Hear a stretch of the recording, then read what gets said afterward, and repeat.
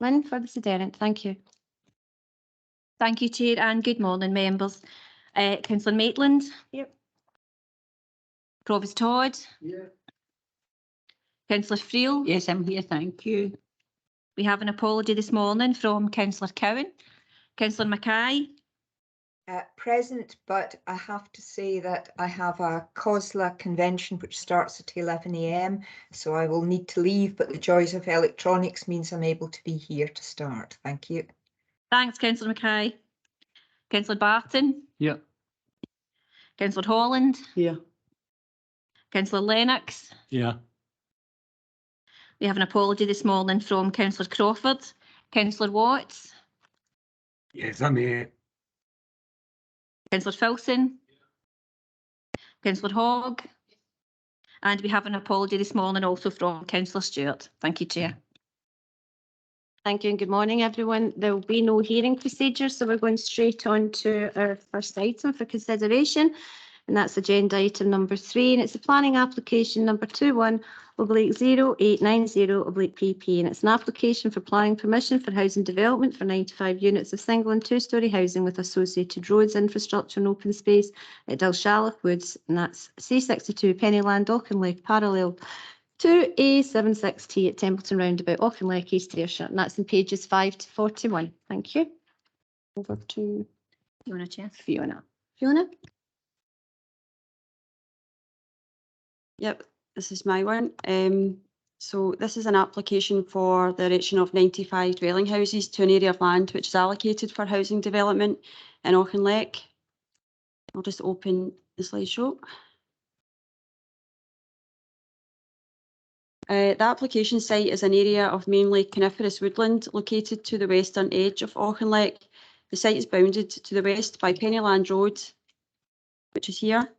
The A76 is beyond that, running parallel along here. This is the Templeton Roundabout, Mauchline Road to the north or northeast, and Merlinloch Park to the east, and the railway line runs along here.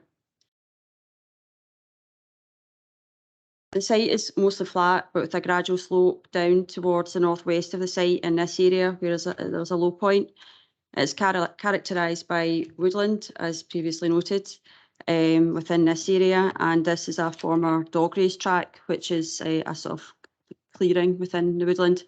There are footpaths which run through the site, leading from Merlinloch Park through to Pennyland Road, and down in this direction. These are informal footpaths, they're not core paths or rights of way.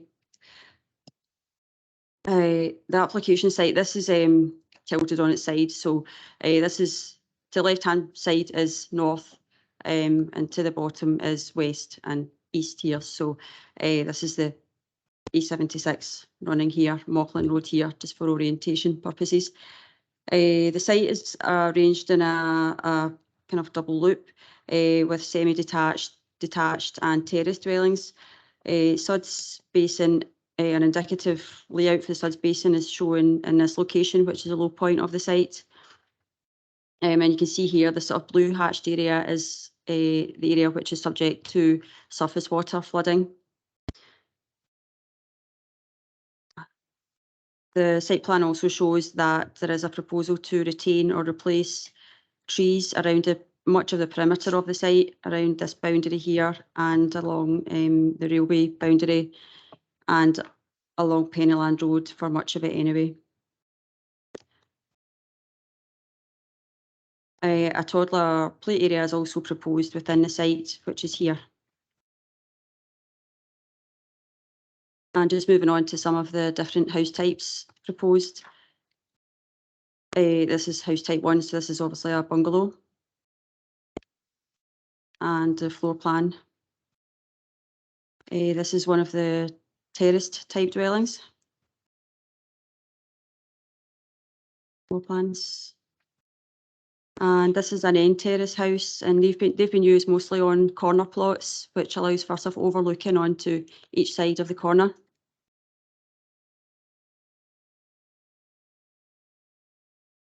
And semi-detached.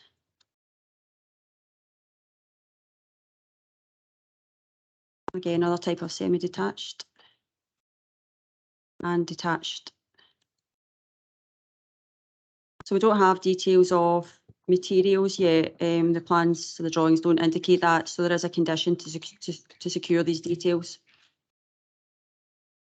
So moving on to some photos. This is a view from Mauchline Road and looking towards Templeton roundabout with the site in the left-hand side here. And these trees here would be felled as a result of the proposal. And looking back towards the site from the junction with Pennyland Road into the site. This is the Marie Curie Field of Hope, and I do believe that it's proposed to retain this. And kind of moving back a bit, again, looking towards the Templeton roundabout. And looking from Auckland Road into the site, this is one of the gardens of a house which fronts onto Mauchline Road.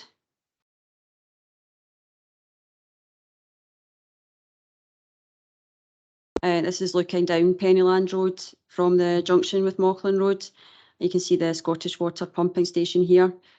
This is a wooded area which is between Pennyland Road and A76, and this would be retained. And again, looking down Pennyland Road towards the railway bridge, and the access is roughly in this location. Most of these trees, there is a proposal to retain as much of these trees as possible, but obviously with forming an access and other works, it won't be possible to keep them all. So there are proposals to also replace trees which are lost.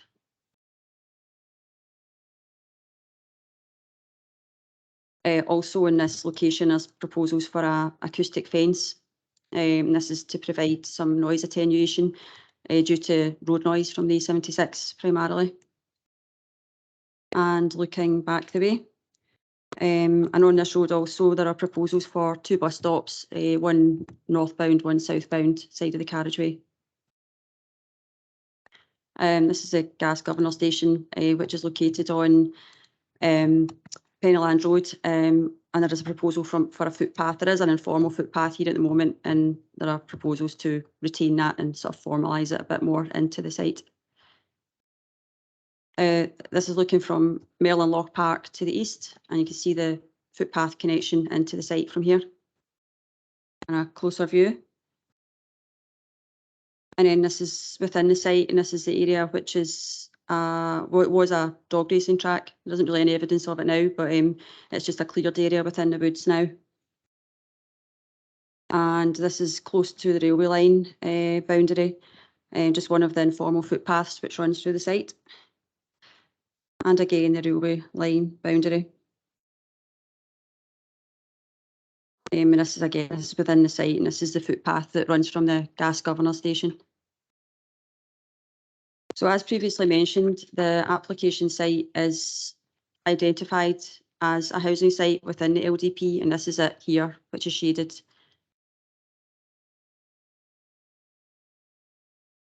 So as noted within the report, the primary consideration with this application is that the site is allocated within the LDP. For this reason, it has to be accepted that the woodland would mostly be lost as a result. However, there are proposals to mitigate this to an extent by the requirement for compensatory planting, particularly in respect of ash trees. And this is secured at condition 21. The loss of the woodland is considered fully in paragraphs 91 to 93 of the report on pages 21 to 22, and it is considered to be acceptable, taking account of the site allocation and the proposals for compensatory planting and a condition to secure that. In terms of ecology, an ecology constraints report and protected species survey were submitted as part of the application. The report considers the potential impacts on habitat as a result of the woodland removal and the development, and recommends mitigation measures. Protected species surveys for nesting birds, bats and red squirrels were also undertaken, and these are considered in paragraph 90 of the report. The only species noted were bats for foraging and commuting, so no roosting bats were noted. The survey considers that with the retention of trees along the railway corridor, this should maintain sufficient habitat for commuting bats. Conditions 18, 19 and 30 deal with the mitigation in respect of protected species. So that's for nesting birds, tree retention and badger checks prior to development commencing. The site is noted as being at risk of surface water flooding and a flood risk assessment has been submitted. Condition 9 sets out the discharge rate from the surface water drainage system to prevent flooding out with the site. And condition 10 requires full details of the mitigation measures which are recommended within the flood risk assessment to be submitted and implemented. As previously noted, the site adjoins the railway line to the south and A76 is in close proximity to the west. As a result of the potential noise nuisance, a noise assessment was submitted with the application, and this recommends the provision of acoustic fencing along the western boundary, as well as the provision of acoustic glazing to some of the most affected dwellings. This is covered by conditions 25 and 26 in the report. Public space within the development is considered in paragraphs 73 to 80. Amenity open space is located primarily around the SUDS area, and this is considered to be acceptable, subject to the details of this being submitted. There is a requirement for the provision of a developer contribution to be paid in lieu of the on-site provision of recreational open space for those houses which are within 150 metres of Merlin Loch Park. A toddler play area is proposed on site for the 11 houses which are further than 150 metres from the park. This contribution is required based on a percentage of the predicted value of the proposed houses, and this hasn't yet been calculated. The report recommends that the decision is not issued until the contribution has been calculated in accordance with the supplementary guidance and a legal agreement has been concluded which secures the payment. Representations in respect of the application are summarised in paragraph 50 and addressed in paragraph 116. It is noted that there is concern regarding the impact on water pressure. In this respect, Scottish Water are the principal consultee and their response is summarised in paragraphs 38 to 44. Scottish Water do not object but note the likely requirement for further investigation of the water and wastewater networks upon the receipt of an application to them. This may result in a requirement for upgrades to the network. It should be noted, however, that this proposal can't be used as a means to resolve any existing issues with water pressure. So, in summary, the application is recommended for approval subject to conditions listed and following the conclusion of a legal agreement in respect of the payment of developer contributions to the identified projects in Cumnock and in lieu of the provision of recreational open space. Thank you. Thank you very much, Barry. Just before we go over to questions, I forgot to ask if there was any declarations of interest. Nope. Okay, so over to members with any questions. Thank you.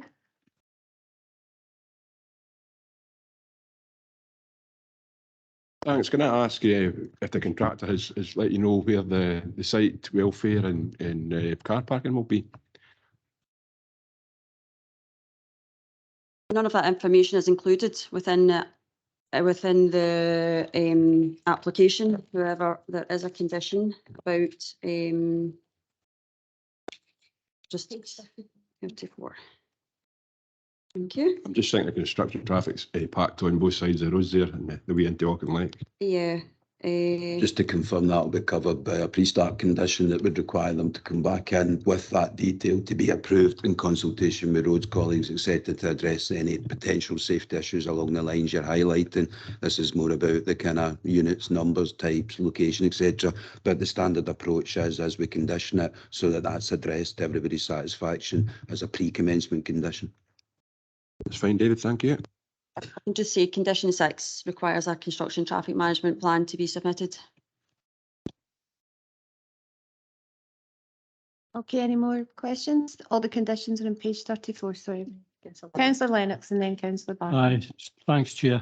Not so much a question, but maybe just an observation in terms of one of the objectors at page 30, at paragraph E, stating that there appears to be an ongoing issue with sewage overflow in the area. I'd just be a bit concerned that the that the development might compound that issue. I appreciate it might not be a planning issue, but certainly an issue for Scottish Water to address, and I'd be concerned that they didn't follow that one up. Again, and Barry touched on it just at the end of the presentation, I think it is understood that there are potentially some existing problems with infrastructure, and I'm going into the detail, don't live there, but the bottom line is that almost as with certain other things, like we just said there with the construction management programme, there are certain things where the normal practice is to cover it with a pre-commencement condition, which means they need to come back and get these discharged before they can start. And the very clear one here is an obligation on them to come back with something that's satisfactory to Scottish Water.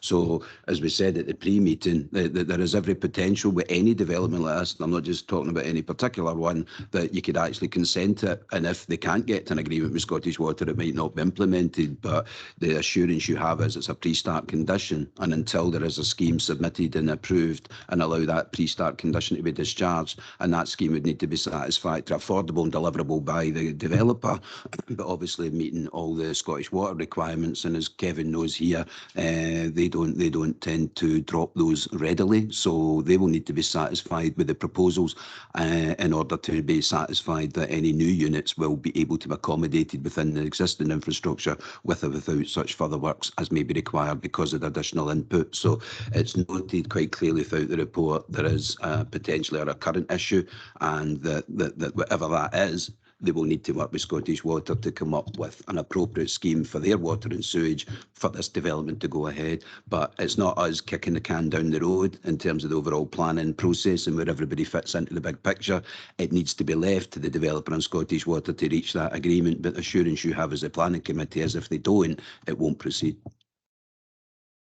Thank you, that's clear. It was actually what I was landed on as well on page 30. So next is Councillor Barton. Thank you. Thanks, Chair. It's paragraph 103. It's the low and zero carbon buildings. I noticed there's no information submitted on that. And we're recommending some conditions. How far can we go with these conditions, considering we're losing some habitat and trees?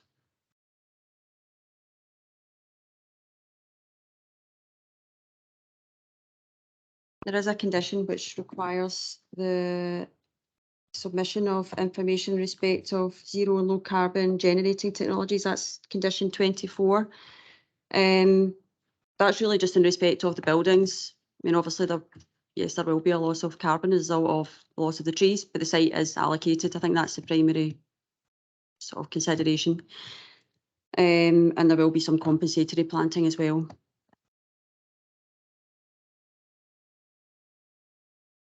Is that okay, Councillor Barton? Thank you. And next, Councillor Watts online. Can you hear us okay, Neil? Yes, thank you. Can I just ask, do we have an elevation of what the development would look like coming along in from the Templeton Island up Mocklin Road? At the moment, it's a very green vista as you enter Auchinleck, and to be fair, with the three houses and with the loss of the trees, I would be slightly concerned that it would turn from a sort of a green sort of entrance into Auchinleck into almost a concrete jungle. All you'd be able to see is the development rather than the trees. So under one of the conditions, would it be possible for us to at least condition that, especially along the Mocklin Road side of the site, that is potentially softened with further planting, so that we at least try to keep the green vista on that side as you come in to Auchinleck? Thank you, Chair. Thank you, Councillor. Barry? There wasn't an actual plan or drawing that was provided that shows the elevations from Mocklin Road. However, I do believe that was one of the aims of the development, was to retain a sort of green area into that entrance area. You can see there from the site plan, this is coming in from Templeton roundabout, and you have the suds feature here and a lot of open space. So The detail of this hasn't been provided. It is indicative at this stage, but we do have a condition at condition 22 that requires the details of landscaping to be submitted. So I do share your concerns with that. So it is something that we would look for in particular, is to make sure that this area is well landscaped and looks good. There are only 5 houses along that front onto Mauchline Road. The rest of it would be kept as open space. You should just Vary referenced condition 22, that's on page 38. Members can see there the detail that will need to come back in around fencing, walls, planting, surfaces, soft and hard land. That's easy for me to say, hard landscaping, etc., etc. So again, that will be managed within the process of them submitting the detail and the discharge of the condition at that point, and we'll do the best we can to secure the best outcome in terms of amenity. Councillor Watts, are you wanting back in? Oh, you put your hand down. Okay, thank you. Is that something we can make a condition? It's a condition, okay. Condition 22, yeah. 22, and that's page 30. Okay, all the conditions are on page 34, by the way. Next, Councillor Hogg. Thank you very much, Chair. I noted that there was original planning in 2009 for 68 houses, and it's now gone up to 95 units. On the back of that, with the worry about the water and sewage, etc., is there a need to have the 95 houses? Because the population I see has not really changed. Maybe through you, Chair, first, before Vary wants to add in. I think there's 2 aspects to that. One would be from a planning authority perspective is, can the site take that number of units without cramming them on? And you have the officer's assessment of the application, which is yes. The fact somebody came in for a lower number doesn't set the maximum capacity of the site in terms of the number, the right number, whatever that might be. So we have to deal with the application that's come, and the assessment by colleagues in planning is quite clearly that it can accommodate the number of units being proposed here. In terms of a need, there's 2 aspects to that. Again, the big picture from the planning authority perspective is we do the housing needs demand assessment that informs the local development plan, and in a previous stage of that we have obviously come to the decision that this housing site was required down there because we've already zoned it for housing. So the principle of housing in this site, as you know, has been established through the development plan. So presumably the answer to your question is, at some point as planning authority, we believe there was sufficient demand for a number of houses in the area to zone the site. The third aspect is in terms of, is there an absolute need, will they sell? That's the commercial risk assumed by the developer, that he isn't building more houses than he's going to be able to dispose of. But it does marry up with the as I say, the housing demand need, and it's not an exact science. So developers don't tend to build more than they can sell. And I'm not being funny with that, that's the final factor. But the bottom line is it would only be a concern to planning authority if they were trying to put on any site, not just this site, too many units on, but that's not the case. Really just to add that the site is allocated with an indicative number of 86. And I think that was based on a previous planning permission, but that is just indicative. As David says, we're content with the layout that's shown. It's got the sufficient amount of amenity open space as a contribution to recreational open space, and there is sufficient garden ground and so on within it. So we don't think it's an overdevelopment of the site.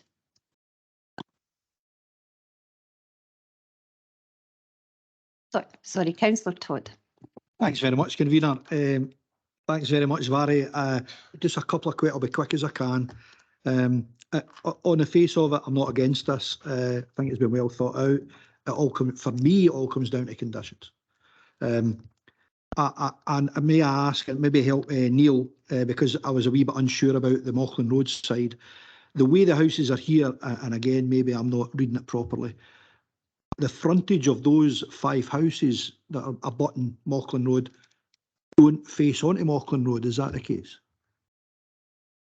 They do. They do. To Mauchline Road. They do. Yeah. So the access and egress for those 5 units will be from Mauchline Road. Yes. Yeah, that's absolutely fine because it marries in with the houses across the road. So I haven't got an issue with that. I do agree with Neil about the approach in, but I think that's mitigated with what you've said is going to be in there. That's absolutely fine. Now the other one was down the other end of the site. please correct me if I'm wrong, is that the main access route for traffic going into Ayrshire? For heavy vehicular traffic? I believe it is. Yeah. Yes, Yeah. yes. Just a concern, again, it must be the bane of planners when things are accepted and it goes in and houses get built and then people start complaining about industrial noise, big heavy plant machinery. No, sorry Fiona, no, right. And so just a wee concern about that might be a point to make sure that any mitigation along that that boundary is really heavy in noise reduction, just as a matter of course. Well, there might be some mitigation with that. There was a noise assessment done and it sort of assessed the noise level, so it would have been from that road and also from the A76. I think probably the A76 trumps it, but there are proposals for an acoustic fence along that side of the road, You've so that will reassured me, help with yeah. that. Yeah, thanks for that. Acoustic glazing. And finally, the one about the trees, I think you're managing that very well. Sitka spruce, 10 years and they're growing, you know, they're quite invasive. So it's not an issue for me in terms of the trees getting cut down. It's an issue for the deciduous trees. And if you could kindly, the condition makes absolutely clear that only in extreme circumstances for the development will the deciduous trees be cut down. But there needs to be a sympathetic regrowing of that species somewhere along the site. And otherwise, I'm happy. Thank you very much. Yeah, through you, just the Provost's first point, there's a principle of recognises the agent of cause, and it's basically, put another way, who came first. And it requires planning authorities and developers to consider the existing environment and to make sure that any potential noise or other impacts from what's already there. Clearly, the traffic on the road is harder to gauge and measure, etc., than if it's the factory itself. But these are the things you have to consider. And for instance, not putting a house in the back garden of another house, which is 6 foot over the fence from a beer garden when there's not many noise. Those kind of things all come under the principle of agent of cause. So the developer needs to recognise the output, as Mary said, from the noise assessment and provide any mitigation required, should it have been assessed to be required from the levels of traffic on the road. So as I say, the agent of cause principle is the recognition that design needs to take account of what was already there.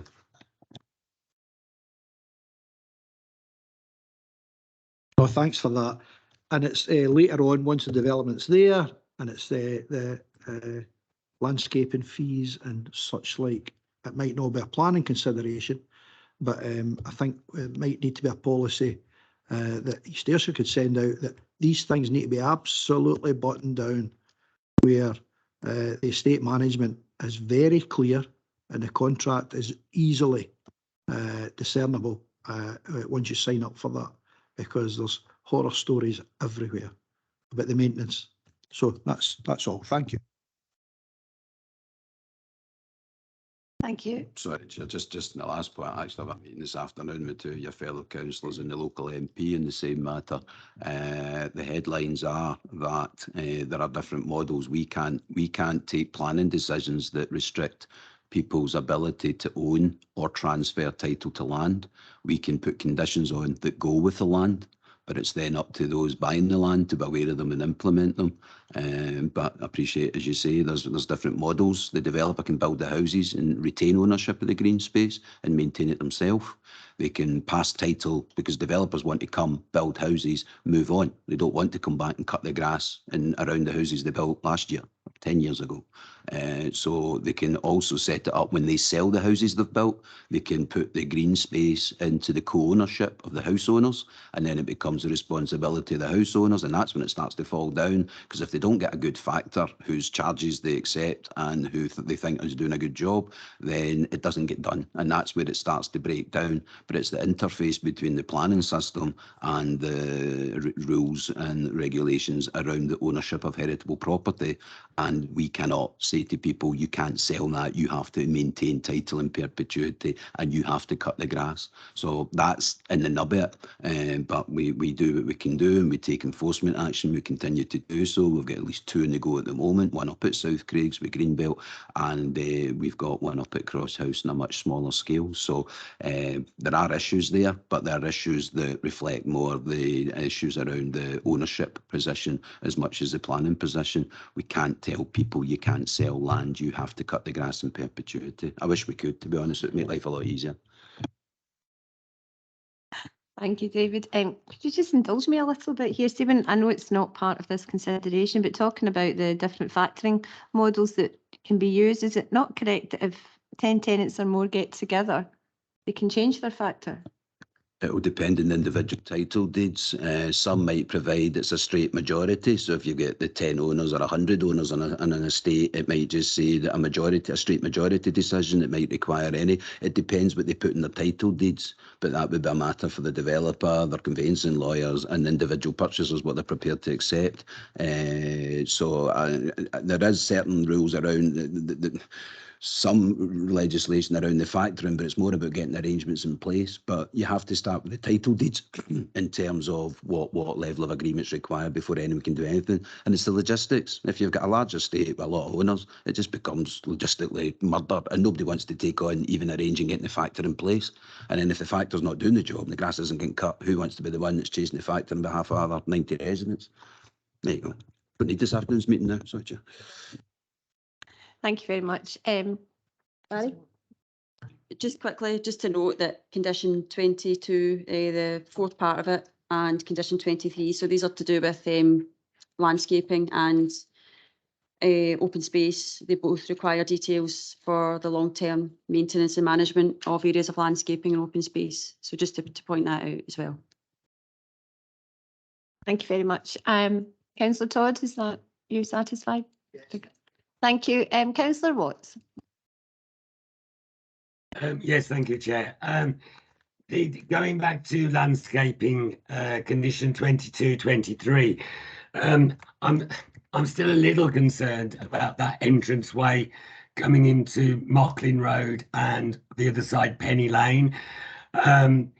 Between the red house on that corner, I hear what's being said, and I haven't got an issue with, Councillor Todd, with the spruce trees coming down, but can we specifically condition within 22 that the border with Mocklin Road and Penny Lane on that corner is kept as green with as many trees as possible, please?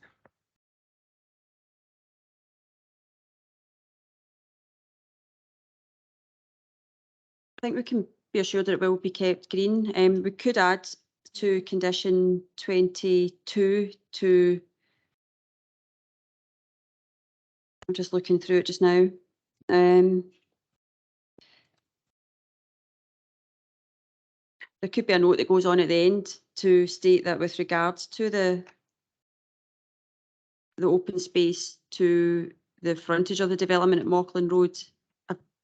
I'm just trying to think of how it could be worded, because we are requiring submission of details anyway. So yeah, I understand that. But my concern is that I think what we don't want to do is just completely lose that green entranceway into Auchenlegg. So the houses aren't in that section, and to be fair, that section as you drive in at the moment. Through you, Chair, I think the basic starting point needs to be that understanding of the statutory test for the application of conditions. So yes, we can condition it, but I don't want members to go away with the false impression that conditions are the absolute answer to everything. Conditions are subject to the test of being reasonable and expedient to enforce, and therefore we can push things to a line, but we cannot guarantee absolutely specific outcomes, and it will look exactly like this. I think the key point with this design, if I understand it right, is you will have mostly green space at that corner at Templeton Roundabout, because that's where the SUDS is going, and Vary will correct me if I'm wrong. So at the roundabout, it will be the SUDS, the green open space at that corner. You will have, as was clarified, the front gardens of the 345 houses on Mauchline Road, and they'll be facing across the road. So they themselves will have gardens. If it's down to the trees at the front of those gardens, then we can pick up the detail. But it's more about working with the developer, and the agent is sat at the back of the room, and I'm sure we'll have picked up committee's concerns on this point. And it's working with them to get as acceptable design as possible, recognising that the role of the planning authority is to apply appropriate conditions rather than absolute conditions, and that there is a need to be able to have a bit of flexibility in those negotiations. But the point's been made about what the best outcome the committee would wish to see, and to the extent we can deal with that through the condition, then that's the undertaking we'll take. And as I say, the applicant's agent is well aware of what we're looking for, and hopefully we can reach something that's suitable to everybody. But the other issue is there is to be compensatory planting around most of the perimeter anyways, I understand. So I think we're pushing an open door with that one, and if we can strengthen the condition in the back of this discussion, Chair, we will do so. Thank you. Barry, do you want back in? Thank you. I was just going to say that one of the other tests of applying a condition is that it has to be precise. So it's kind of difficult to actually sort of precisely say what we would want in that area, because it will be a bit of a discussion, I would say, or negotiation maybe between the developer and the council. I think we all know that that is an important point in the application site. So there will be attention paid to that when we are considering the details of the condition. So I don't think it's necessary, and I think it would be difficult to add anything into the condition to say how that should look, or just give any more kind of guidance, because it's already known. I think that is an important part of the site. Chair, through you, I think it was fair to say that the issue that's been raised, I won't call it an issue of concern, but the issue that's been raised is one that we would address in normal process through the negotiation and the discharge of the condition, working with the developer.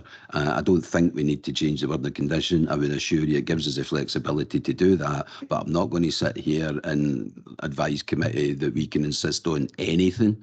What we can insist on is what is reasonable in the circumstances, and that's what we will do through the discharge of the condition, because there is that need to be reasonable, expedient, and, as Vary also rightly says, clear and precise. So I'm happy putting the legal hat on that the wording of the condition is sufficient to allow us to achieve that which the committee would wish us to see achieve, to the extent it's achievable within our statutory powers. Thank you, David. Councillor Watts, I appreciate, I mean, this is going into the town, so this is what's seen from the roundabout. It's our first step into Auchinleck. So I appreciate your concerns, I really do, but I think there is flexibility within the condition if you're satisfied with that. I understand that, Chair, and I understand everything that David said. It was more a case really of specifically stating within the conditions the actual area, if you like, so the actual corner of Mauchline Road and Penny Lane, so that we specifically say to keep that as green as is possible. To be honest, I understand there's negotiations within how it's going to look, but there are four sides to any development, and we're looking at sort of the corner of this. So specifically within the condition, just mentioning specifically that Mauchline Road and Penny Lane corner.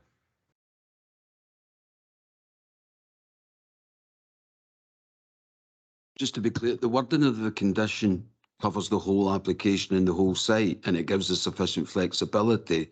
As Vary said, you need to be precise. Something vague that says, and we particularly want some green round that corner, wouldn't meet the test for an enforceable condition. So I would offer you again the assurance that the condition is in a sufficient form of wording that allows us to have those discussions around that corner. I take it as the bottom left corner we're talking about rather than the top left up near the roundabout. Yes, it's the corner at the bottom. Yeah. As the plan's on the screen, it's at the bottom. Yeah, on the corner. between the Well- island, as you come in up from the island up Mocklin Road. Well, as you can That- see through your chair, so as you can see, councillor Watt, the actual plan is that you can see the layout of the houses in that corner, and the plan is that is open space in that corner per what you're being asked to approve at the moment. So there isn't any proposals to put housing right in the corner, and I doubt they're going to leave that. And that will be part of the retained perimeter, I would have thought. I don't know if it's up to you. There's no hearing here, Chair, so there's no procedural issue. I'm conscious the applicant's agent is in the room, so it would be perfectly appropriate for the committee in trying to get to the best decision to seek clarification on the point from the applicant's agent as well. I would, because there's no objectors, so there's nobody to be compromised because they're not here. So if they're willing, if you want to invite the applicant's agent simply to address this point and maybe give committee assurance about what the applicant's plans are for that corner. Don't know if you're okay. Sorry to catch you out. I don't know if you want to come forward and if that's okay. Would you mind coming forward to microphone just to give some answers to councillor Rhodes and to the whole committee? Thank you. And just some reassurance possibly. Councillor Watts, is that okay with you? The Yes, committee? yes, it's fine. It's fine. Okay, thank you. You just sorry, back to basics. Should maybe clarify your name for the benefit of the committee. Sorry. Hi, I'm Natasha Houchin from LMA Architects. Okay, then through the chair, as you heard, that we've got members just looking for a bit of comfort around what that bottom left corner will look like at the junction or the connect with Mocklin Road and Penny Lane. If you can maybe just clarify. Yeah, I think it was mentioned early on that the Marie Curie Garden is in that corner. So we met with the community council as part of the consultation process. So we're speaking to them about obviously retaining that garden either in that location or across the road. Separately, there's been a lot of discussion about the trees and the ecological issues on the site. So the intention is to keep along that boundary there and the other two boundaries at least a 10-metre strip of trees. On that bottom corner, specifically, the trees currently don't go right up to Mocklin Road. There's about, I don't know, maybe 8 to 10 metres of grass and a slope. Where there's a lot of daffodils in the spring, and they'll all be retained or also moved across the road.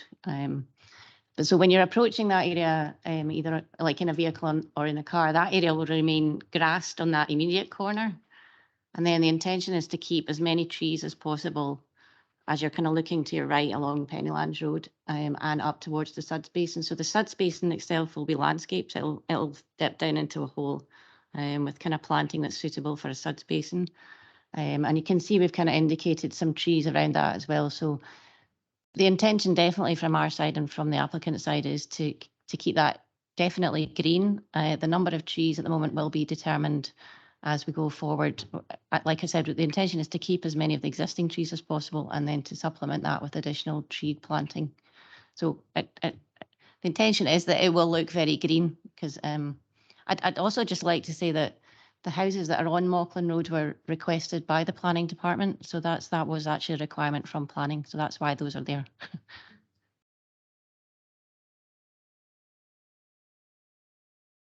Thank you very much. Councillor Watts, does that give you some reassurance? Yes, it does. And thank you very much indeed for that reassurance. I mean, to me, it was just that as you drive in to Auchinleck from Templeton Island, that is a very important and green sort of vista as we look. And it would, to be fair, I haven't got an issue with the development or even the houses on Mocklin Road. In fact, I'm supportive of it, but I just want to retain as much of a green vista as we can. Thank you very much, Chair. Thank you, Councillor Watts. I mean, there was an ecological constraints report and paragraph 17, and just above that, again, in paragraph 16, there's information on the trees. I think this has been quite thorough. So if there's no more questions, okay, can I ask that you go to your recommendations, which I think are page 3. 5, beg your pardon, I'm online in between papers. So can we agree on recommendations? All agreed? Yeah, Thank all you. Agreed. Thanks, Councillor Watts. Thank Agreed. you, Maureen. Okay, everybody, thanks. And yes, I'll just go over to Lynn.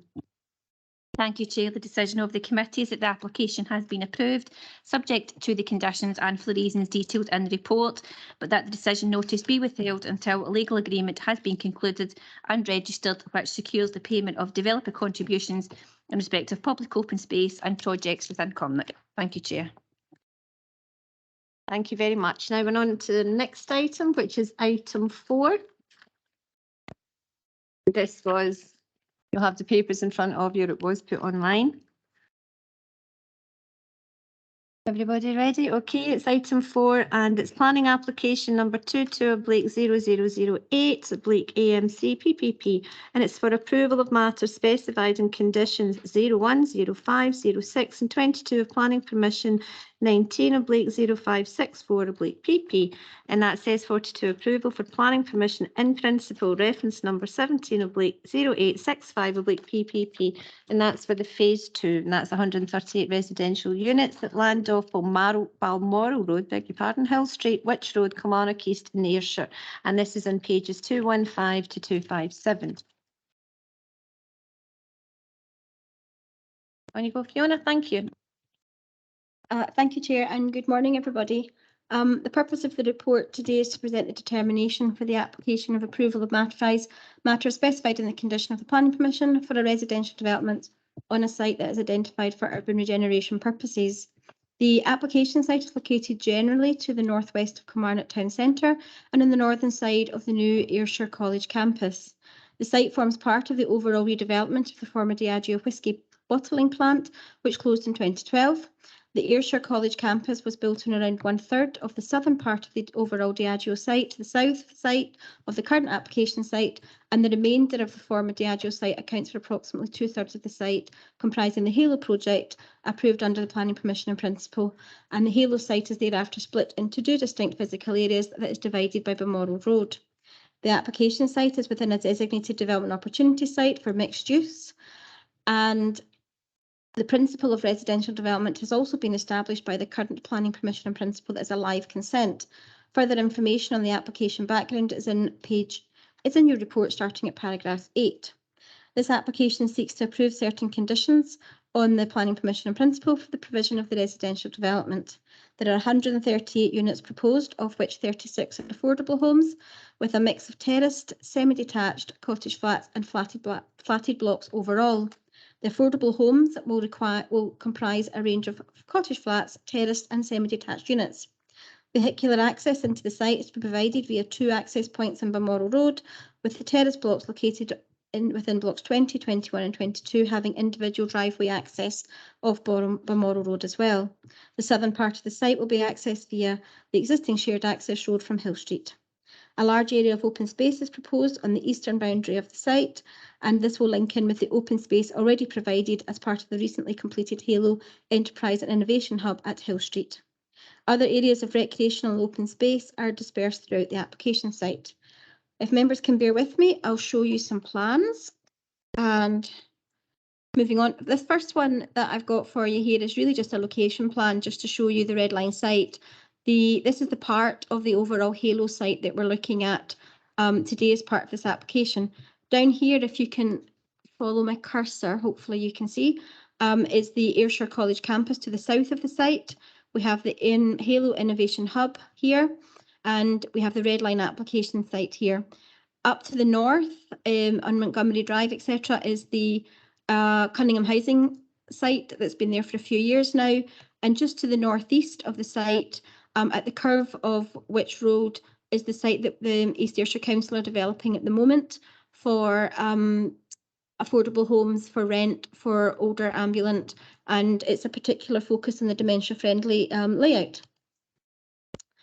So just moving forward, this is the site layout that we have here. I've actually got a clearer plan to show you the vehicle access points, etc. in the next plan, which is the landscaping details that we have so far. Here we have the hub. We have public open space here. We have the 2 access points along here, frontage facing onto Balmoral Road along here, and then at the southern area of the site, we have frontage facing onto this access road here. The area covered by the orange dashed line is the affordable housing units for rent. This is a slightly clearer layout, members, just showing you the Balmoral Road 2 junctions here, so that I thought that was quite a good one just to put up to show you there. And then you can see the access points here and here onto the shared access for leading back onto Hill Street which runs up here, and you have the car park for Kilmarnock College to the south of the site, and that's the car park for the Innovation Hub. Moving on to just some design and layout plans, I'll flick through these members for you. These are the flatted blocks that we have proposed within the site. You'll see the 3 stories there. The internal layout plans perhaps are a little bit busy to show you on a screen, but they're here anyway, and I can refer to them if anybody wants to, and hopefully try and zoom in, zoom out, but they're there anyway.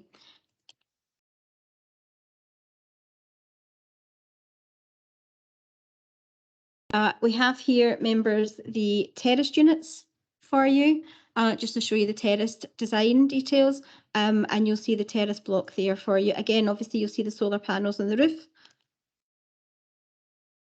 Again, a bit of a busy plan, members, but it's there anyway. We have cottage flats here, members, which are 4 in a block. So that's just to show you there. Again, you've got the solar panels on the roof. And the last one here, members, to show you is the semi-detached units.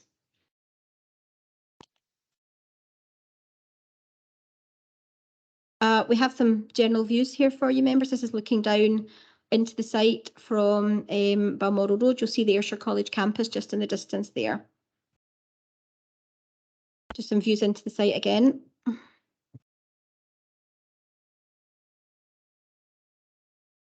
This is looking from Balmoral Road, members, over to the council building, which is the social work offices. And this is looking back towards Hill Street and Witch Road, and that's the Cunningham Housing Association development that I mentioned to you earlier. So we're just walking towards Hill Street here. It's just looking over sort of slightly back towards the units on Balmoral Road that are already there in the other direction from the minute ago, just across the site. Looking down towards the college campus, members, you can see the sports facilities there. This is the Innovation Hub that's already there on site, and you can see the car park in there, and then you go down onto the college site. Again, just the back view of the Innovation Hub. This building here, members, is the residential supported accommodation, which is East Ayrshire Council's facility. That's been there quite a few years now, members. That's just looking back towards the junction of Witch Road and Hill Street at the top of Hill Street. That's the residential properties on Balmoral Road, and that's the Cunningham Housing Association site that I was referring to. Again, just Balmoral Road. This is just the junction looking down Hill Street towards college and looking towards the railway station and Kilmarnock Town Centre. Again, just a view into the Innovation Hub and the landscaping at the front of the building.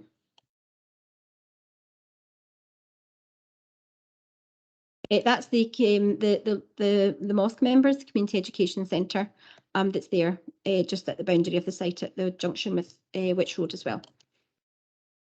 That's the access road where the southern access for the site will be, where the houses will come into that street there, and that's taking you back towards Hill Street.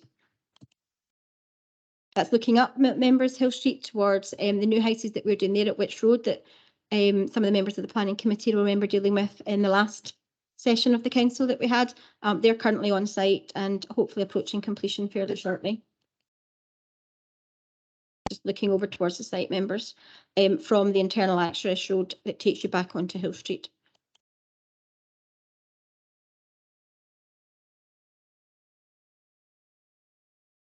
That's looking back up towards Balmoral Road. That's the 2 semi-detached units and the Cunningham Housing Association site that I showed you a minute or two ago.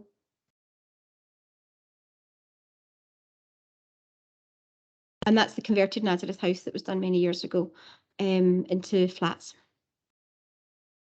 That's just the local development plan that we like to show you, just to show you the zoning of the site for the mixed use. That is part of the local development plan. Right, that's me. So I'll stop sharing that. I can put any plans back up for anybody who wants them. So just let me know, members, if you need anything. Okay, turning on to the report, back to the consultation process part. I can advise that all consultees have no objections, and in the event of members choosing to approve the application, we have conditions within the recommendation that satisfy the Housing Service and also Ayrshire Roads Alliance. terms of representations, we've received no letters of representation, either in support or objection. Section 25 and 37(2) of the Town and Country Planning Scotland Act, as amended, require that planning applications be determined in accordance with the development plan unless material considerations indicate otherwise. The development plan for this application and the relevant part of it is the East Ayrshire Local Development Plan from 2017. On this basis, in this instance, the policies of the East Ayrshire Local Development Plan are on the whole complied with. The proposal is a residential development on a site identified for including residential use. The principle of residential development has already been established by the planning permission and principal consent. The design and layout is appropriate. It's of high quality. As indicated in the report, there are material considerations relevant to the application, and it's considered that these are largely supportive of the application. Post-development can be satisfactorily accommodated within the site, which is allocated for the purposes, as I've said to you. The proposal will result in an attractive site and will add to the existing housing offer of Kilmarnock. Consultation responses are supportive, and we can deal with any matters that have been raised via planning conditions. We've got no representations, as I've said to you, and there are no material considerations of sufficient weight to warrant refusal. Just before I finish up and give you the recommendation, I would just confirm to members that the development represents, in our opinion, the continued redevelopment of a large brownfield site formerly occupied by Diageo until the factory closed down circa 2012. It represents further investment in the area to bring new homes and affordable homes to Kilmarnock in a central location, which is well served by transport links and is close to the town centre. It's therefore recommended that the application be approved with the conditions specified, starting at page 247 of your report, but the decision notice is not issued until the developer contributions, as set out in the section 69 minute of agreement that was part of the planning permission principle, have been received and cleared, and also until the legal agreement has been updated via a minute of agreement to incorporate the reference of this current planning application into the terms of that agreement. Should it not be possible to receive the payment of the contribution or vary the terms of the legal agreement as set out in the report, then we may have to require the application to be referred back to Planning Committee for members to determine on the basis of non-payment and a failure to vary. But at the moment, we are recommending that the application be approved, subject to the conditions, the payment of the developer contribution and the variance of the minute of agreement. And back to yourself, Chair. Thank you very much for that, Fiona. And it's over to you, members. Some of us were here originally for this Brown site in 2018, remember it well. Any questions? No, seems quite, oh, beg your pardon, Councillor Todd. Thanks very much, Convener. Fiona, I just need some clarification, if that's okay, because page 216 of our papers, that's paragraph 8, there's a red line map there, and it seems to be two parts, either side of Balmoral Road, but the plans that you put up only showed the bottom square. Through you, Chair. Yep, I've got that one up on the screen as well. I was just going to make reference to that. What you have there in paragraph 8 and the legend is just below the plan that's the master plan. Yep. So that's the whole site plan that was previously approved under the 2017 application, I think in 2018, as the Chair said. So if you look at the plan, members, in paragraph 8, that's the whole site, and that's simply reflecting the previous decision in principle as to what was to happen. Looking at that picture, obviously at the bottom right, as Fiona referred to as the college and the pitches, that's in play. Just above the red line at that bottom right corner is the Halo building, that's there. What you have in front of you in this application is basically that middle section is the proposal that's been considered in the detail today. And if you draw a line at Balmoral Road, that top part, Provost and other members, that top part remains to come in a future phase. And the good thing about the fact that they have that whole site is that it gives them that flexibility if, in terms of moving things around, in terms of what we might need to provide going down the line. So the actual application today focuses on the rest of that middle section, but what you have at 8 is the big picture in terms of the master plan, and presumably in a year or two, a fair wind, hopefully this committee will be sitting determining the application in detail for the proposals for phase 3 at that top left chunk, if you like. That does sometimes happen with planning permission in principle, where you get it on a staged, phased basis. It's quite common for sites of this site and larger to get it when you've had a kind of principal establishment, and then everybody comes in for the detail, and it can happen in different phases, as David has said. Thanks, convener. No, thanks for clearing that up. I wasn't here in 2017 on the planning. So yeah, absolutely. Yeah, I support this. Just a couple of points. 138 houses. Is it 138 houses we're deciding today? So there's going to be more if the second part comes in. That's an awful lot of houses, an awful lot of cars. And I was just wondering, I can see there's an indicative roundabout being set up, and maybe Kevin can help. That's an awful lot of traffic coming out of one access and egress point eventually, and maybe traffic lights might be a better option rather than a roundabout. That's just a thought. And the other one was, convener, there's factories along the bottom of Balmoral Road that are hopefully going to be continue to trade. I'm just wondering about if Balmoral Road needs to be dug up to put sewerage points in. How can we ensure that that those businesses still continue to function? Because I've been here before. Thank you. Thank you, Councillor Todd. Kevin, do you, or sorry, David? Maybe take the planning one, and then if you're okay, hand over to Kevin to supplement the roads issues. One, the overall principle, going back to the discussion we just had, I think it was 210 is the kind of, and that's not, when you set the principle, again, they can come in on and seek to vary that up or down if they can show that they can accommodate it on the site. But it was 210 from memory. This is phase 2 of the overall development. The Halo building was phase 1. Phase 2 is the first housing phase, if you like, and then further housing, I think, proposed, as we said, for the pitches up the back and the other side, north of, I think it's north of Balmoral Road. You take my compass on here.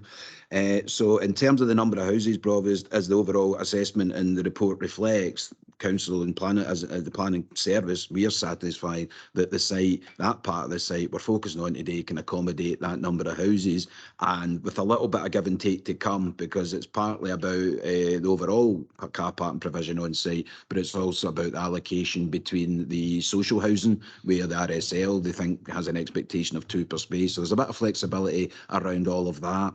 The roundabout was discussed early doors. It was seen as actually a benefit in terms of that was being done at the developer's cost, and there has been much to and fro in McDougall Bailey Associates and all the rest, and Kevin's colleagues in ARA, in terms of being satisfied on the traffic volume assessments and all the signalling that's been done.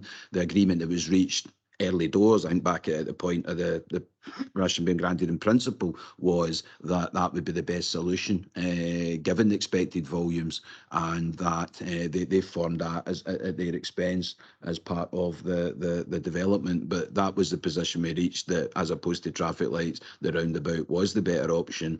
The final point I would make from a planning perspective is that one would hope there would be sufficient flexibility given the size of the site to avoid hopefully not having to go into Balmoral Road. But the bottom line is, as we know from elsewhere, and we'll not make comparisons, another example that I know is causing some of his problems, including yourself, Provost, and the chair, and Councillor Maven, well, he's not here, but you know what I mean. So the bottom line is that we would need to consider any application to close that road. But the principle is always that even a road closure might be down to a single lane, etc., and it would need to take account of the fact there are businesses there that need to continue to operate. But I don't know if Kevin can wave a wand and just promises that will all happen. In terms of any road closures, Provost, that there would have to be a requirement for a section 109, so the developer would have to come and speak to a roadworks control team, and we would go through that with them. But there are other options than just a road closure. Thank you, Chair. Thank you, Councillor Todd. I must admit, Kevin, that was going to be my question. No surprise there. So is there any more questions? Everyone quite satisfied? Very thorough paper. I would point you to the recommendations. I do understand part of them. It's one of the most difficult recommendations I think I've ever had to read. Would anyone like to interpret it for us? Thank you.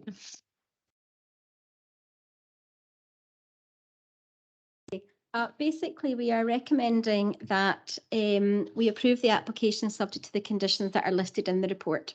Before we issue the decision notice, however, under the planning permission in principle, we are looking to receive the required developer contributions from the applicant. So we're looking to delay the decision of notice until that developer contribution has been paid. There are other provisions in the legal agreement. So what we also want to do is make sure that this application reference is referred to in that legal agreement. So we will be doing two things before we issue the decision notice. One, making sure we get the developer contribution payment, and then updating the legal agreement to make sure that this application reference is referred to in that legal agreement. And then after those things have happened, we would then issue the decision. The second part of the recommendation probably slightly confuses everybody, but that part will only be needed if the first part doesn't happen. And I suspect the first part will hopefully happen fairly quickly. Does that help? Thank you. Two-page explanation for a paragraph recommendation. Okay, so looking at the recommendation, which we all now thoroughly understand, are we happy to go ahead with that? Agreed? Agreed. Thank you very much. Thank you, Chair. The decision of the committee is the application of approval of matters specified in application number 190564 PP has been approved, subject to the conditions and for the reasons detailed in the report. But the decision notice is not issued until developer contributions, as set out in section 69 of the Amendment of Agreement, has been received, and until the legal agreement is varied via Amendment of Agreement to incorporate reference to this current application. Thank you, Chair. Thank you very much, Lynn. Now we're on to item 5, and that's page 43 on your papers and on screen. And it is, just give me 1 second here. The conclusion report and revised restoration works relating to planning permission reference 13/0865/PP at, I'll never say this correctly, Duncan Hume. Thank you ever so much, Councillor Filson. Open cast coal site incorporating Lake Glen New and Cumnock, I can say that. And that's pages 43 to 161. Thank you. And sorry again, thanks. Thanks, Chair. It took me a while to learn that.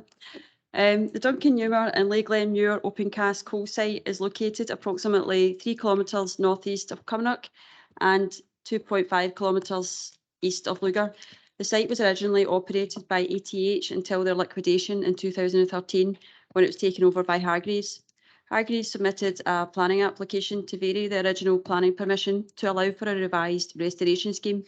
This was approved in 2014 and is referred to as Scenario B. The scheme offered a limited level of restoration, which allowed for the continuation of coaling, which would facilitate progressive restoration using the available materials on site. So I'll run through some photos.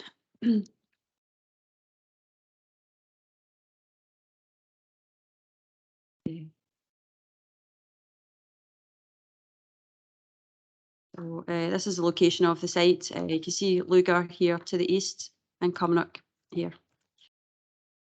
So this is the Duncan Newmer overburden. This is a before and after shot. So the slopes have been stabilised. In this case, they've been benched and stabilised, importantly. Duncan Newmer Void, which is now a water body feature. The slopes have been regraded and and a fence and barrier have been formed around the water body to prevent access. This is the Lake Glen Muir Void before and after. The backfill slopes have been regraded to an angle of approximately 1 and 3. This is with the exception of the eastern face, which remains as an excavated rock face with some partial backfilling. The water body is also secured by fencing and blackthorn to prevent access. This is the Lake Glen Muir coal pad area. So coal has been removed from the site and the area regraded and tidied up substantially. This was a separate planning permission for a conveyor which took coal from Duncan Newmer to Crowban's Gate, and this went over the road. So this was removed as a separate matter to the Duncan Newmer restoration. And this is the after photo. an area of a culvert was also infilled a different part of the public road. That was done quite recently. So in summary, the restoration works have now been completed to satisfaction of the council, taking the advice of Douglas Associates, who are the council's independent compliance monitors, and their report is appended to the committee report.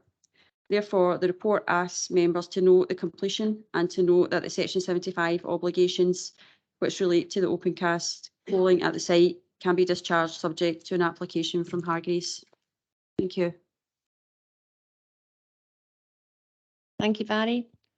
Over to the members. No questions, quite straightforward. Jim, thank you. No, thanks, Vary, to you and all the team. This has taken a long time. Someone has been here for the start. I made the infamous statement a long time ago. It's not your fault, probably. If you'd just been sleeping in that plane, we wouldn't have had a problem.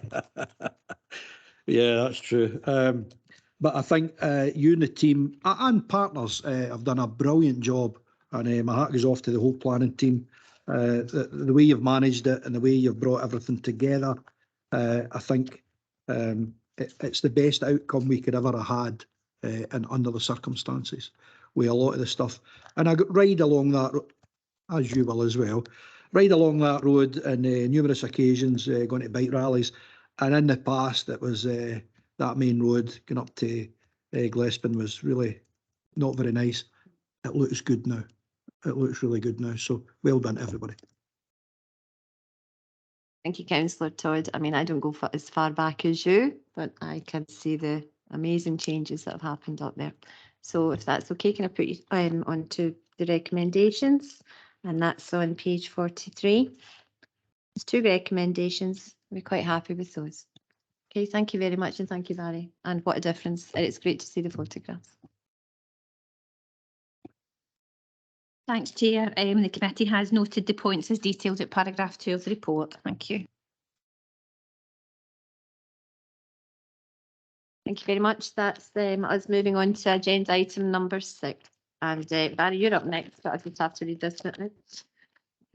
Compliance monitoring update of major environmental developments in East Ayrshire, and that's pages 162 to 200. Thank you. Thanks, Chair.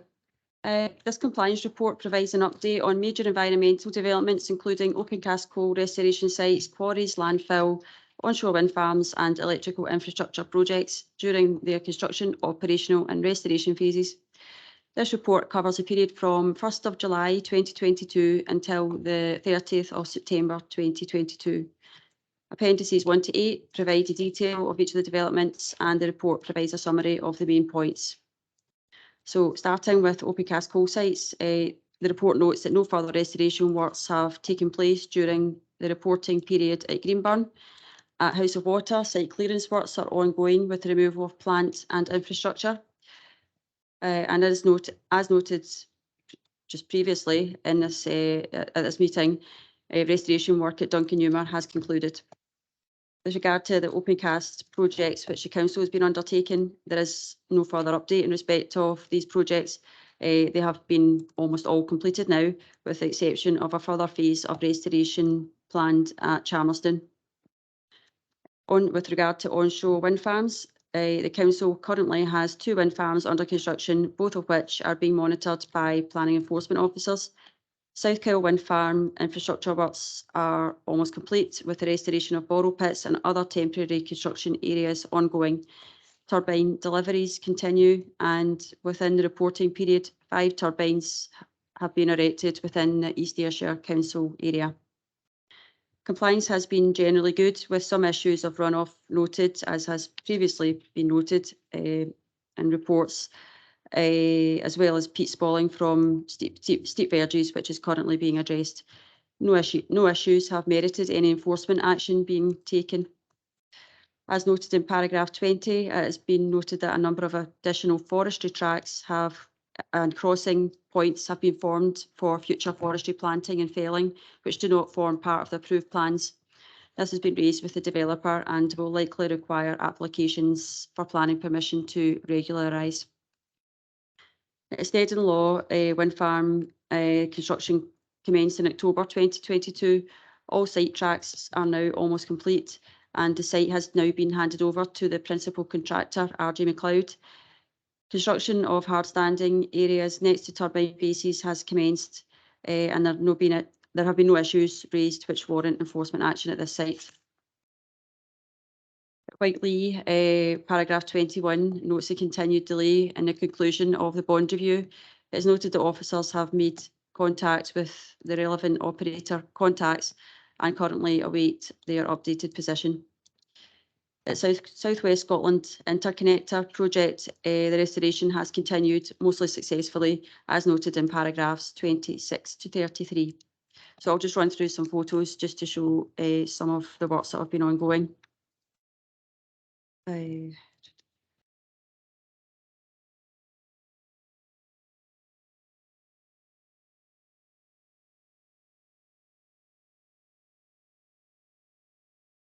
So this is Dilgig Void, so nothing's changed here. We're just continuing to monitor water levels at this water body.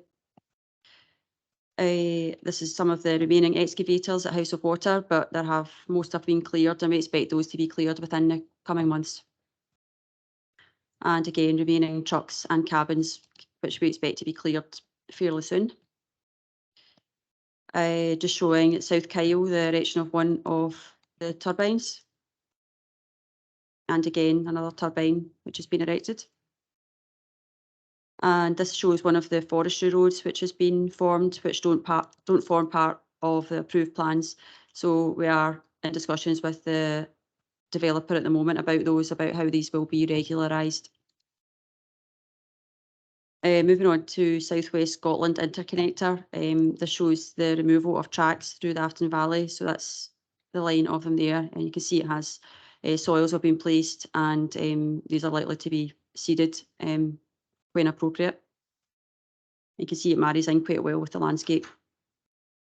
It's just showing the rebuild of a dry stone dike at Route D and the removal of a temporary bridge, revealing the bridge which was there previously. So just to summarise, the recommendation is that members note the content of the report and note that no formal enforcement action has been taken or warranted at any of the sites that we're monitoring. Thank you. Thank you, Vary. Over to you, members. Okay, quite satisfied. Sorry, I beg your pardon. Thanks, Chair. I was at a site visit last week to South Kyle. I was really impressed with what Vattenfall's done there. We've already got 28 of the turbines up out of 50. So it's a really fantastic site. Again, the roads right through the site day, nice and clean, and a lot of motorway actually, sometimes better maybe in the council roads. Kevin, sorry. But what I was wanting to say to you, Barry, was Chamerson, the restoration works. When you've got time, could you actually maybe just give me a wee update and just what's proposed there? Just in your own time. Thanks very much. Thank you very much, Councillor Filson. I know you keep a very close eye on what's going on up in that area. So if we're quite satisfied. Chair, I was just going to say, obviously, Vary will be happy to cover the detail, but just in terms of the big picture, it's a bit of a morning for reminiscing, and we don't want to necessarily open up the open cast scenario again, but it was April 2013. And at that point, the assessment was that within East Ayrshire's boundaries, we had the equivalent of the surface area of 4,500 football pitches worth of unrestored land. Now, that's eye-watering in itself. But when you consider that we're not just talking, maybe a few inches of unrestored land, that some of them, and we had the pictures in what we call the coal bunker, which is also an election team room in the back corridor, surrounded by them, they were like the Grand Canyon. You could have taken helicopter trips through some of them, which is not a proud boast because we all know what the scenario was. But in terms of the council's response, then Chamerston's the last one, as you've heard me say before. We got bond money, somewhere between 2 and 3 million, can't remember off the top of my head, and we've got equivalent contribution from the developer. They'll complete North Kyle construction is the plan, and then we, using that combined pot of money, the council will work to deliver the last restoration, and Chamerston remains the last one on our books. And once Chalmers is restored, and it will be restored, because as I said, the money is there, then we will have successfully addressed that 4,500 football pitch equivalent of unrestored land in just under, well, Chalmers will run on beyond 10 years, so in just over 10 years. So that was the biggest brownfield area in the south, and we've also successfully, as you saw, dealt and continue to deal this morning with what would have been the biggest brownfield site in the north at Diageo. So it does show what can be done when we have the appetite and the ambition as a planning and economic development authority working with developers. You can achieve it if you put your shoulder to the wheel, and thanks to colleagues over the years in planning, because the commitment that's been shown and the effort that's taken, and folk can have their view on how we got there, but I'm not opening that up. But the response to what we faced in 2013 has been challenging, but we've rose to the challenge. And Chalmerston, in terms of the detail, will happily set up and meet you, Councillor Filson, and give you the detail of what's proposed in terms of the tree planting and all the rest. But we have a good way forward in working with the other national bodies, etc., Forestry Scotland, and we have an agreed approach which we just will implement. It's just about the timing. There's no point in doing Chalmerston before North Kyle's up, and commercially North Kyle just needs to come first. But we have regular meetings there, and we have regular meetings with other operators as well. So we'll cover the detail, but Chalmerston, there are plans emerging and there are funds available, and it will be restored. Councillor Lennox. Thanks, Chair. Just to add to that, previously Councillor Roberts spoke very highly of the work that had been done by the council up in that area. So he was very proud of the work that had been done by the council. He was indeed. Sat where you are and watched him talk knowledgeably about this. I'm just going to ask Lynn Young to come in. Thank you.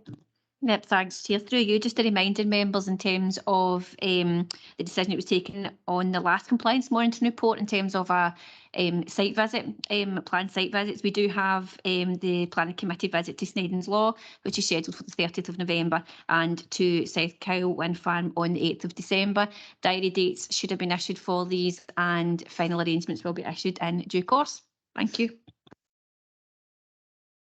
Thank you very much. And I love the football pitches as a scale, considering that the main news this morning was 2 football pitches in the moon on Mars. So it just gives you an idea of what we were dealing with. So yeah, a very good news story from East Ayrshire. You probably find it suggested, Chair, that they were our fault as well, but never mind.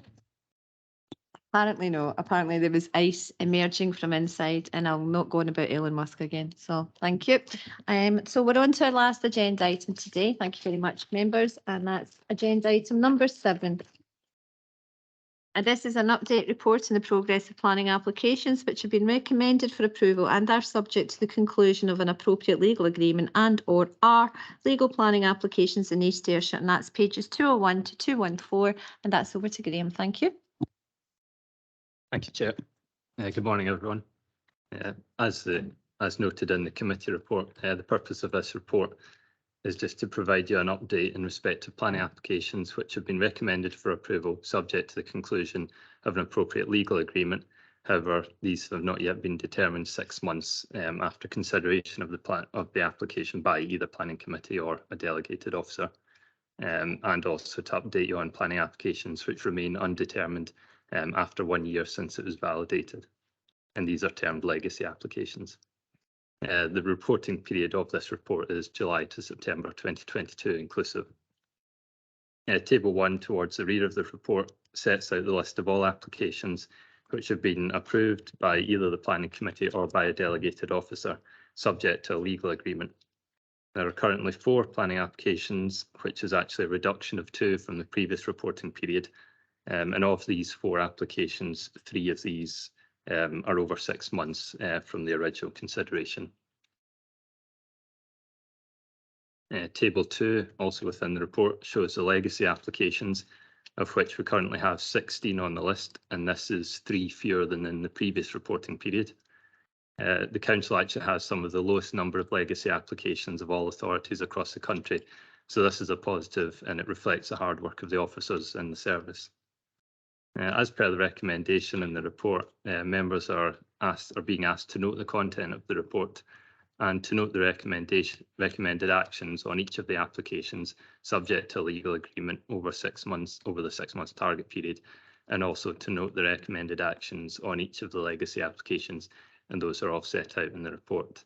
And happy to take any questions. Thank you. Thank you, Graham. Could you do me a favour and just maybe explain to my colleagues how you explained to me how they drop on and drop off and why they haven't maybe been dropping on and off? Thank you very much. Yeah, essentially, in terms of the Section 75 cases, obviously, if it requires a legal agreement, we would make a recommendation, and that would be approved subject to legal agreement, similar to what's been discussed earlier. We wouldn't issue consent until we have the legal agreement concluded. So whilst we make a recommendation or take a view at one point, until we actually conclude the legal agreement, we don't issue the consent. So Scottish Government aims to try and get legal agreements concluded 6 months. There are usually various reasons why it doesn't always happen within 6 months. Negotiations can take a while sometimes. So that's sometimes why they then sort of fall onto this list, because we haven't got them concluded within 6 months. And again, for legacy reports, for various reasons, it might be sometimes, again, often due to the legal agreement, you can have an application which is with us for over a year. But we're always trying to progress these and get them out the door as soon as we can. And like I said, we're doing not too bad as far as local authorities go across the country. Hopefully that's covered us. Thank you very much. I think it's not so much a hard line, but a soft line. Any questions? Councillor Todd. Thanks, Convener. Just out of interest, thanks very much for that explanation. The one about Stoddart's site, the 73 units, what happens in a situation where, for all the best intentions and everything's agreed and planning applications made, and then the physicality or the geological part of that land does not lend itself to what was proposed, and it takes a long period of time?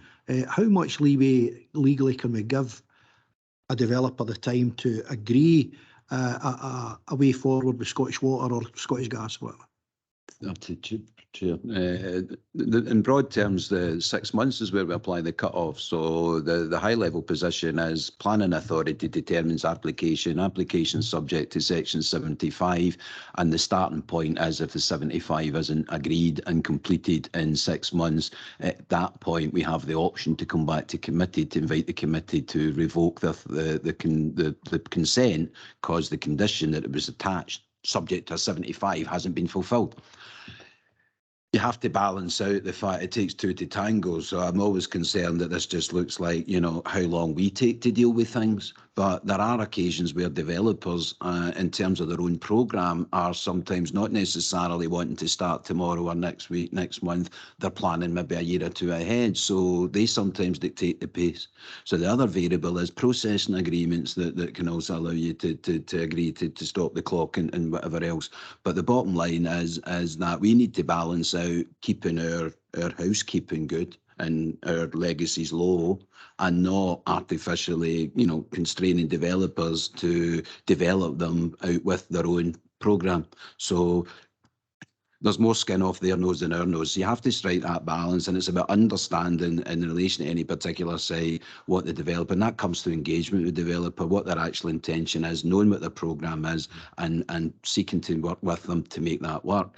The only harm to the council if we grant a consent that just blows in the wind because the 75 has been negotiated because the developer's not in any great rush, the only harm to us is we look bad in this reporting. There is no other harm to anyone else, whether they develop that or implement that consent or not. So there is that balance of not actually, going to revoke consent where it is just about the timing. So we manage it as best we can, noting the developers get the greatest interest in getting agreements completed and getting them over the line to get their consent issued so they can get it implemented. But the short answer to your question, without being funny, is 6 months. But we wouldn't automatically run back at 6 months saying, oh, that's it, they're a day over, revoke their consent and everything that goes with that, if we were still in active discussion and we're moving towards. But sometimes you can also agree to part them. So 6 months, but only by exception would we come back on the clock at 6 months and say revoke the consent. And that's just a tidy up anyway. There wouldn't be that much. Well, if you revoke the consent when somebody else comes in later, it would affect the reporting of the planning history because that one would be on and off again. Say well done. I mean, that's not a lot of outstanding. So well done, guys. I think David's explanation was really good there. And Councillor Filson? It's just the one at the bottom of page 212 there. South of B730, Knockshinnock Farm, your partner. Can you tell me what that one was? You know that, Fiona? I think that's the Carskia Caravan Park site that we had up a wee while ago in the last session. I think it's just taken a while to get the legal agreement concluded on that one. Is that the right one? I don't think so, no. It's a wee bit far away from the caravan site. The caravan site's in it, obviously, yeah. That's Carnsharlock Road. Right at the bottom here. Oh, yeah. Is that a different one? Sorry, Councillor Felson, yeah, I know what one you're talking about, yeah. Yeah, we've issued a draft legal agreement to the applicant on that one, and I think we've recently received comments back from them, so we are looking at that with our colleagues in legal, just to agree the wording on the section 75. I was just wondering what it was for, though. That was, sorry. There's not much information there. All right, yes. Basically, the original application, the 14/0569/PP, is two wind turbines. Is that right? Okay. And this is a section 42 basic to vary the implementation period. So because it would have expired, so they've come in to basically renew that essentially. So yeah, but it's two turbines. Right. Thank you very much. Okay, everyone, I just actually want to mention something here, and it's the page 212, and it's the siting of bins around the town centre in various points, and I think I'll be keeping an eye on that one because they're blocking pavements in places. Okay, so thank you if everyone's satisfied with that. Go to the conditions, please, and I've lost the page for the conditions. Page 201. 3 conditions there, quite happy with those. So I'd just like to thank you very much, thank the officers for their time and thank everybody for their information and help. So thank you.